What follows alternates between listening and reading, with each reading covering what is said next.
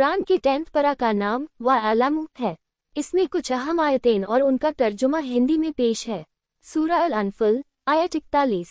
Greater than, और तुम्हें ये मालूम होना चाहिए कि तुम जो माल गनीमत हासिल करते हो उसका 5वां हिस्सा अल्लाह, रसूल और उसके करीबी रिश्तेदार, यतीम, मिस्कीन और मुसाफिर के लिए है।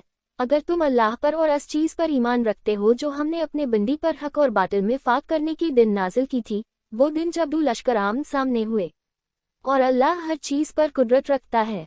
तर्जुमा, और तुम्हें यह भी याद रखना चाहिए कि जो माल तुम गनीमत के तौर पर पाते हो उसका 5वां हिस्सा अल्लाह के लिए, रसूल के लिए और उनके करीबी रिश्तेदार, यतीम, मिस्कीन और मुसाफिर के लिए है।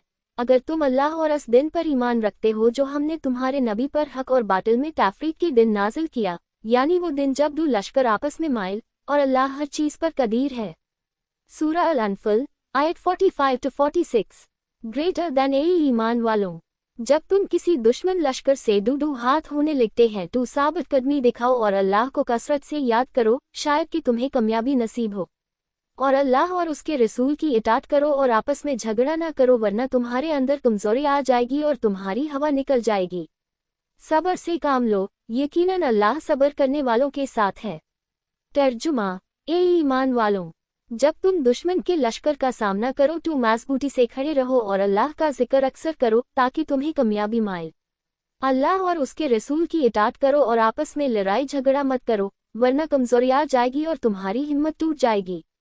सब्र से काम लो, क्योंकि अल्लाह सब्र करने वालों के साथ है। सूरा तौब आयत 51। ग्रेटर दैन, कहो, हमें कभी कुछ नहीं पहुंच सकता मगर वही जो अल्लाह ने हमें लिख दिया है।